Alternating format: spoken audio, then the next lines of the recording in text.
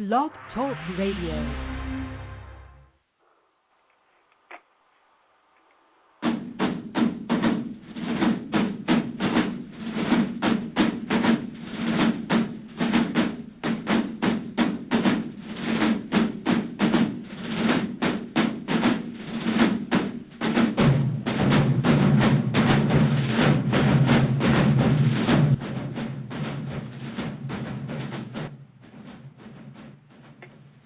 Behold, how good and how pleasant it is for brethren to dwell together in unity.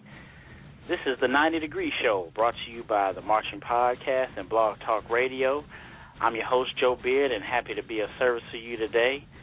Today is October 28th, 2012, 3 o'clock on the West Coast, 6 o'clock on the East Coast, and today we are talking Week 9.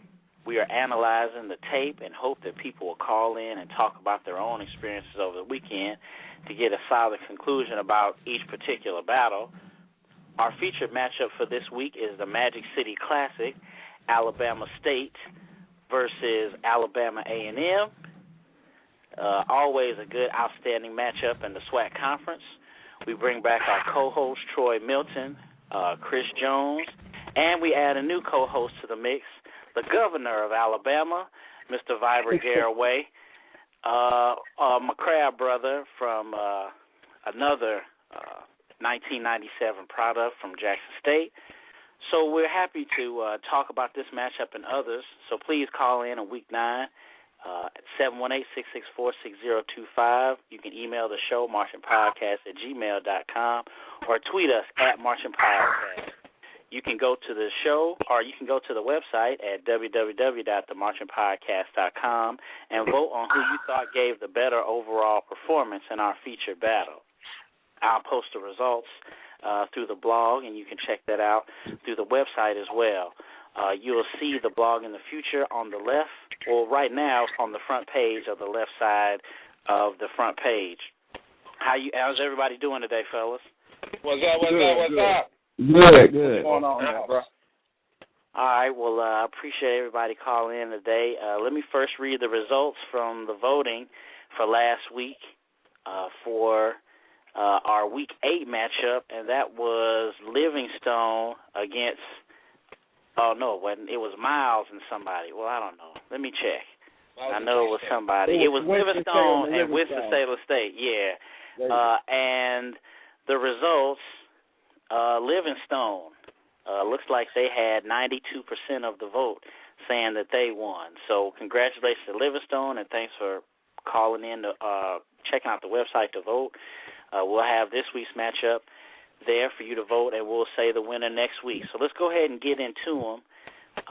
Some of the featured battles of this week. But let's go ahead and jump into our main one, the Magic City Classic.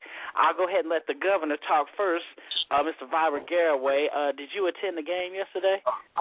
I did. I just recently got back home about 2 hours ago. I had a good time. It was a really good battle.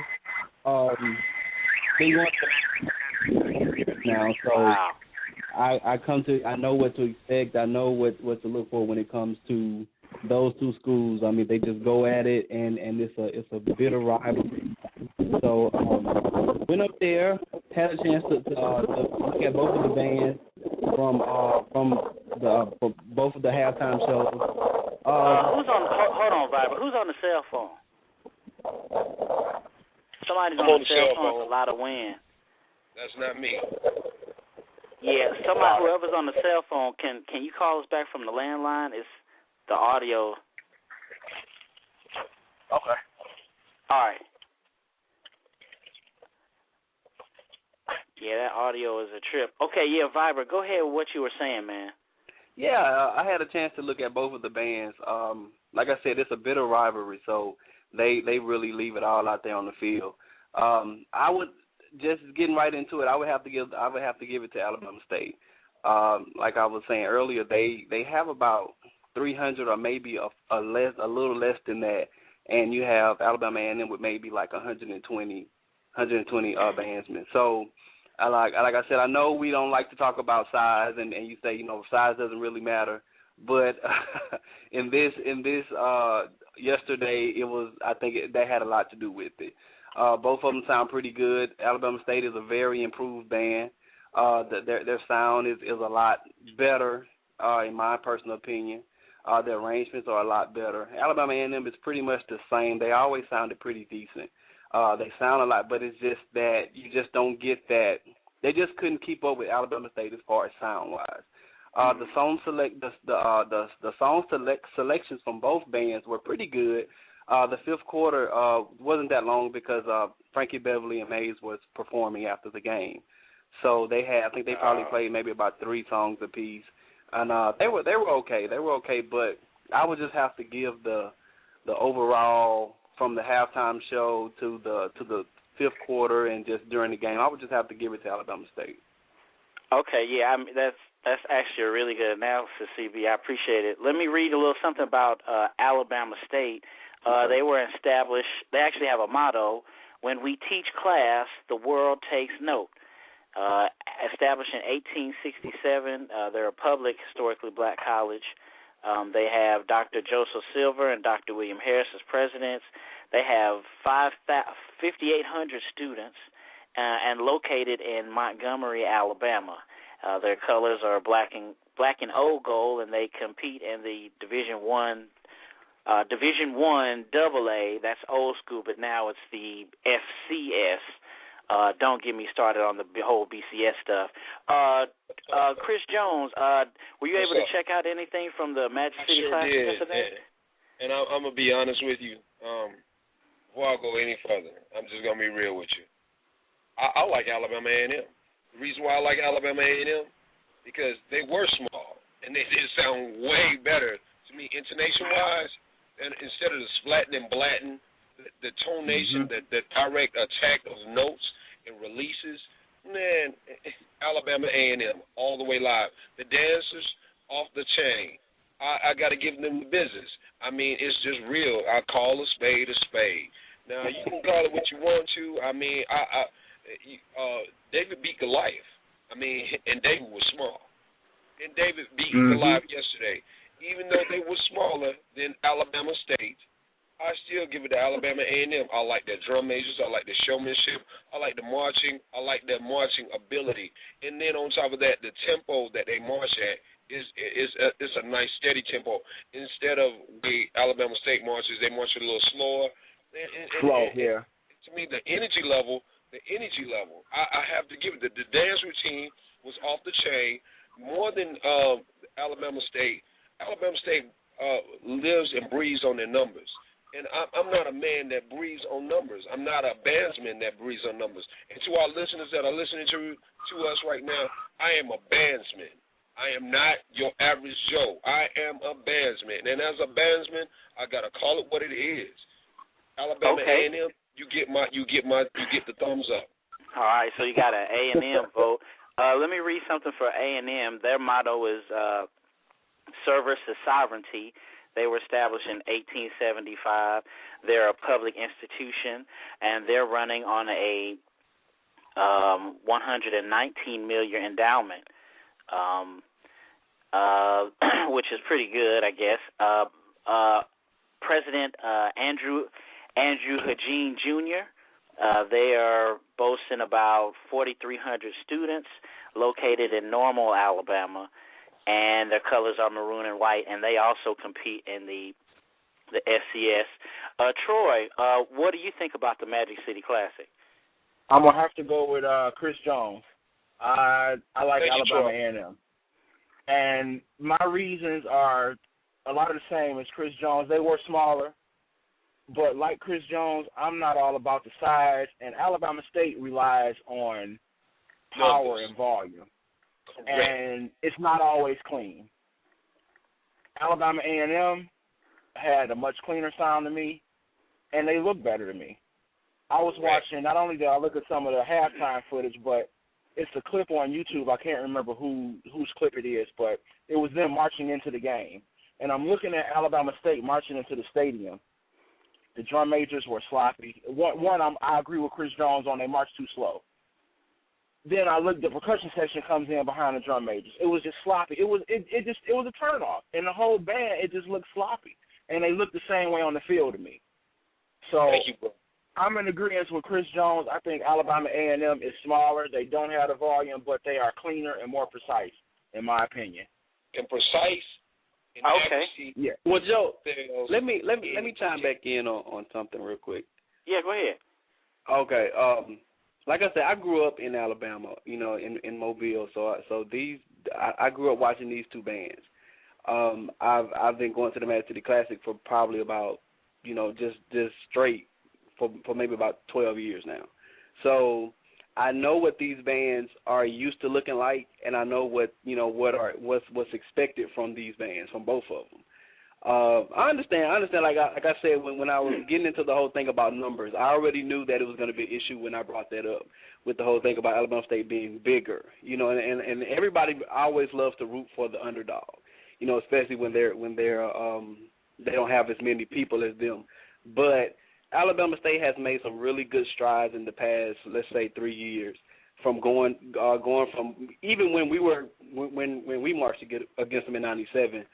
From that until now, they have made a lot of strides, and I think if you heard them a few years ago, you would actually say that they actually sound really good now. And I'm not saying that they sound better than a lot of the other swag bands, but compared to Alabama A&M, in my opinion, I was there. They actually sounded a lot better. Alabama A&M, like I said, they are a decent band. They're a decent band. I just don't think they had. To me, they didn't have the energy that Alabama State had. Maybe because they was losing the game. They lost. I give you props on that, bro. But at the same time, and I'll just say it, and I'll say it again. The intonation of Alabama State is boo boo. I'm just going to call it what it is. Well, okay. Well, let me go ahead and say something about. That has not changed about Alabama State. Okay, well, let me go ahead and say something about that. They sound like they remind me of the House of Prayer, and if you know anything about the House of Prayer, they overblow. Chris Jones, let me go ahead and say something because you already put yours in. Let me go ahead and say mine. I'm gonna go ahead and have to agree with Vibert on this one. I think Alabama State won this particular matchup. Myself, everyone pretty much is on the same accord as far as the lack of clarity for both schools. Alabama A&M is probably more accurate, and they're more clear than Alabama State is. But Alabama State is more powerful.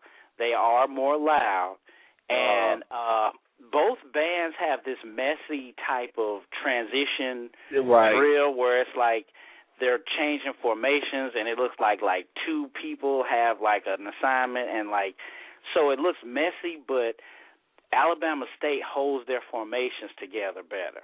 Like when they're in a steel formation, they look better than Alabama A&M does. They do the FAMU. They don't Alabama, watch 8 to 5, they go to a spot. Yeah, so I don't like that. I mean, that's just a personal thing. But once they get to their spots, they hold their precision a lot better than Alabama A&M does. I don't think I disagree with you, Chris Jones. I don't think that Alabama State has as much intonation problems as Alabama A&M does, and Alabama A&M, they don't have much stamina. Their volume changes towards the end of their routine. So it's a slight edge. I mean, we're not talking too much of a difference because they're not too accurate. But I think that Alabama State probably took them on this one. Okay. What were you saying, Chris Jones? All I say is, let's look at it like this: you have distinct sound, you have distinct pitches, and productivity of sound is good. But y'all are looking at volume. We're looking at texture and the symmetry of music. The musicality was not there. So I'm just gonna blow loud and not even have any articulation, no color to the music. Everything they played was loud. Come on, man. But volume is a part of the variables. Exactly. If you are louder than another band, I mean, if there was only one variable involved, if you're louder than another, that is that is an egg in your basket. And no matter that if it's clear or not. Basket, but at the same time, the international, Joe. And you, but Alabama A&M, I don't think their intonation is any better than Alabama. No, it's not. It's not really that good either. No, that's what I'm saying. All these players in here. Can I get a second opinion? Go ahead and call in. Listeners can call in at 718-664-6025. You're talking Week 9 and the feature matchup, the Magic City Classic. And it would be cool if someone would come in and break the tie, because there's two of us saying Alabama A&M and two of us saying Alabama State. I was thinking about Alabama A&M and some of the songs that they played, and they do have some energy. Even in the stands, even on the field, they march. They're hype with their chants. So that is something to them. They're coming with a little bit more of that heart, because I'm sure that, those numbers, it is something. But they have some blaring F horns, man. I mean, there are some songs that they play, and they play "Gotta Leave You Alone," and just F horns was just blaring. You know what I mean? So I think that they can't get hyped to a certain degree. And if it's about, like, musicality and quality, I don't think that they're coming with so much.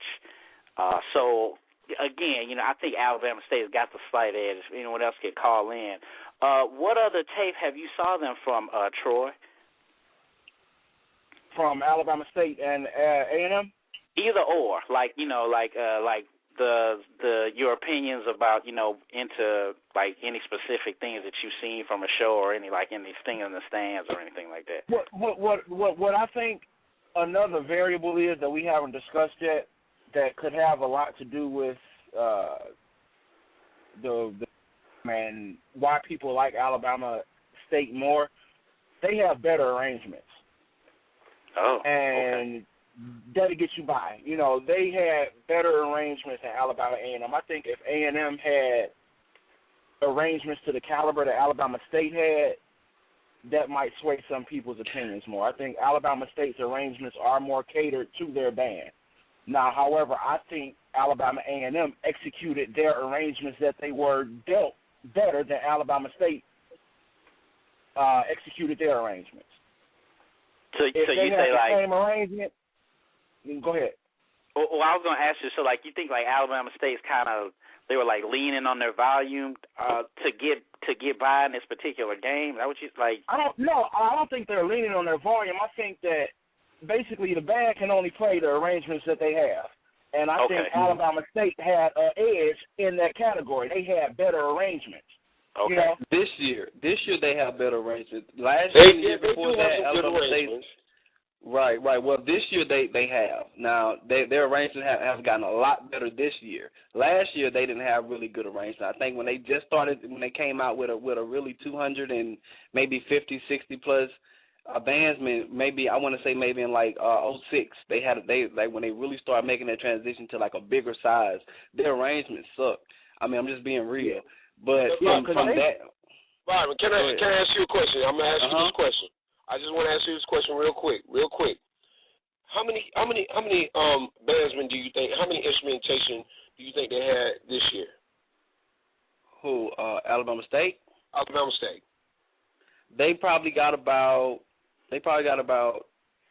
between 280. It's more than that. They probably got about 270. Now this is my thing. Now I'm gonna come at you right here, right now. They had 280. Is everybody playing? I mean, I don't know. How would I know that? Come on now. 280. We know what 280. That's what I'm saying. Right. I'm going back to the point of saying, even though they have 280, they don't have everybody playing. That means instrumentation-wise, everybody doesn't know their music. 120, 140, I don't care. They sounded better than Alabama State. Yeah, we disagree. We just disagree on that one, because we just got to fight over this, and we're gonna have to do thumbs and nails. I'm saying because the only reason why I'm saying that is because I mean, we could say that for every band. Like, no matter the numbers, is everyone playing? You know what I mean? Yeah.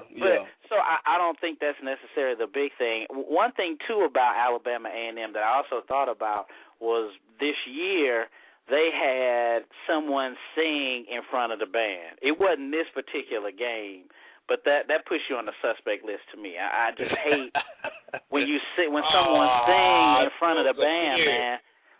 We see at Jackson we don't know because we had a trumpet section, so we don't necessarily worry about singers. You did the same thing when they did "Order My Steps."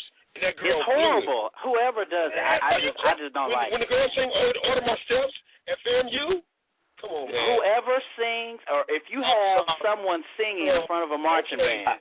You know what? Let me rewind. When they came to Jackson State and we were there, I was there. You weren't there. I was there. That girl came there and sang "Order My Steps," and she turned it out.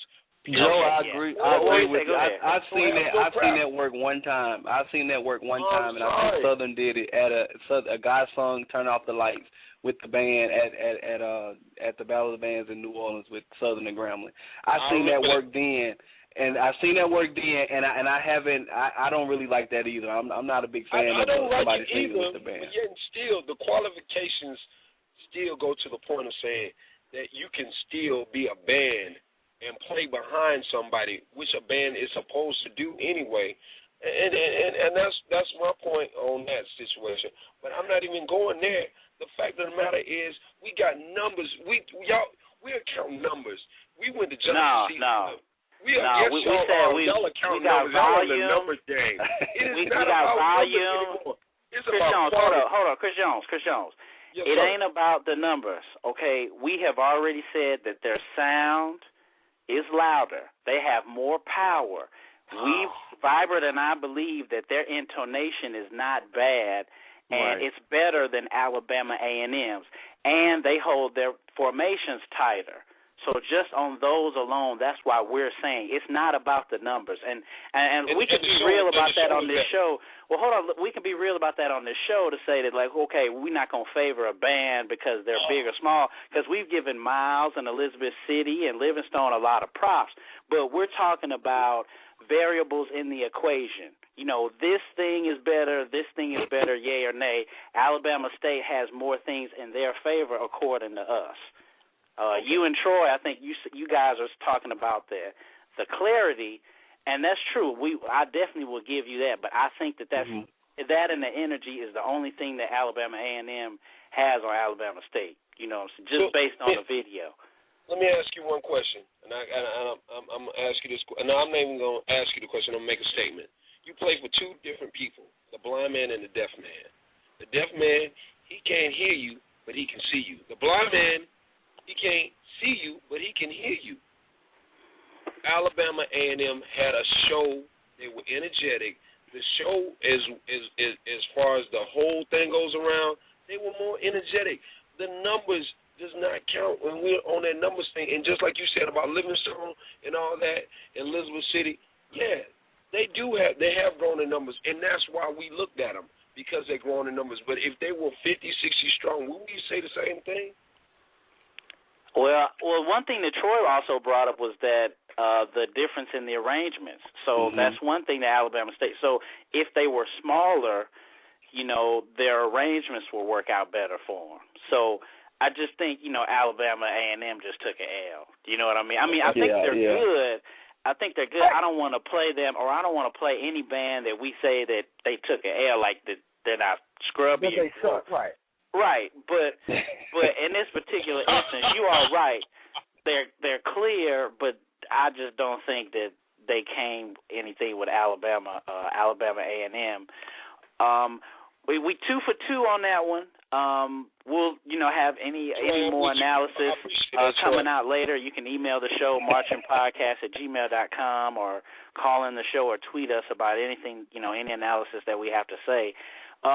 Getting into some other battles, we're getting to somewhat to the end of the show.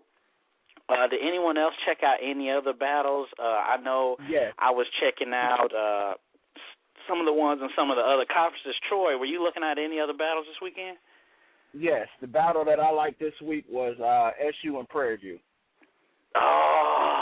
didn't get a chance to look at that. I wanted to look at that one. So tell me about that one, Troy. Now I'm gonna say this: it's a two-sided coin. Southern, of course, won the battle. However, I was a little impressed with Prairie View because they held their own. They had great song selection in the fifth quarter. You know, they had their flaws, and they took an L, and they took a significant L. But I still think, they showed up. And I was, kind of surprised to see that they showed up like that. They didn't back down. I think that was a good battle. But SU, they put it on them. Viber, have you seen Prairie View or Troy or anybody this year? No, well, I haven't seen Prairie View. I've seen Southern. But I just wanted to add that song selection is very important. A lot of people don't really think about that, but I mean, a good song selection can get you out of a hole if you're losing a battle. Correct. Good choice, Sean. And unfortunately for about the Frankie Beverly and Mays concert, Alabama A&M, they could have came with some more selections. I've seen like tapes of them against other bands this year, and they have some decent songs, and I'm sure that they have a couple of songs that are cranking. If I could sit here and think about it, but yeah, just having those three songs, that's kind of disappointing to hear. I don't like hearing like when the battles, when they get cut short to that. I'm just thinking, You're My Angel. They cranked that. Did they play that right? Yeah. I don't remember hearing that, but I remember hearing them playing that before. But I don't remember hearing that. No. Yeah, see, if they would have played that, I know they would have got, some help with that. I saw a little bit of Chris Jones, have you seen Prairie View? I know we talked Southern. I've seen PV too. I like PV, even though the one thing that I don't like about PV is the tuba section is not strong enough for me. I'm gonna backtrack real quick because I saw somebody yesterday. And speaking of tuba segments, I saw Livingstone face to face, person to person, man to man. They are bigger. They are much bigger. They're about 150, but they have a swag tuba section. Now the rest of the band, they are hype. The dance girls, they need to get in shape. You mean Prairie View or you talking about Livingstone? Man, I'm going to call it what it is. I saw a girl out there yesterday. She looked like she was pregnant. I was like, I am so ashamed.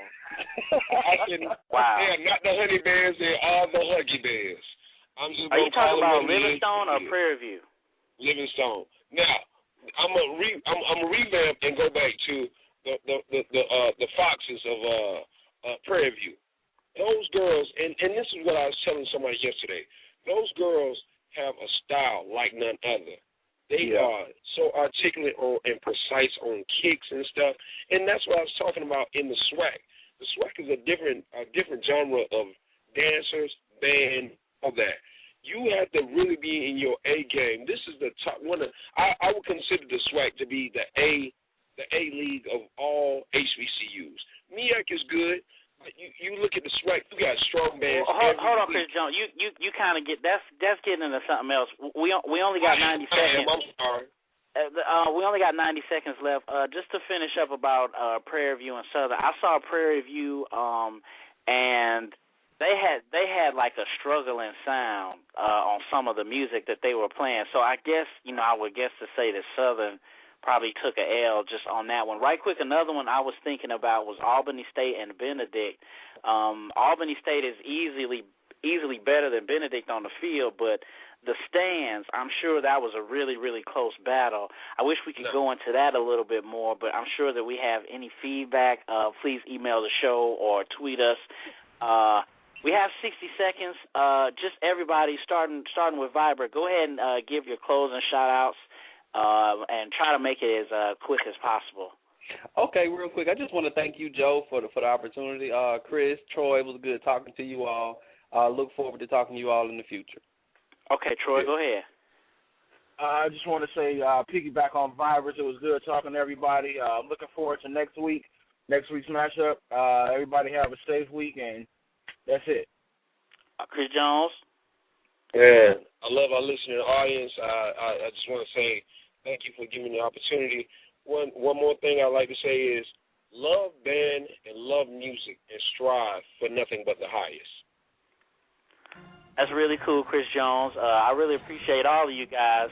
We got 10 seconds. Thank God, first and foremost. Check out the website, www.themarchingpodcast.com. Like us on Facebook. Follow us on Twitter. The eye is a better pupil and more willing than the ear. Advice may be misleading, but examples are always clear. See you next time.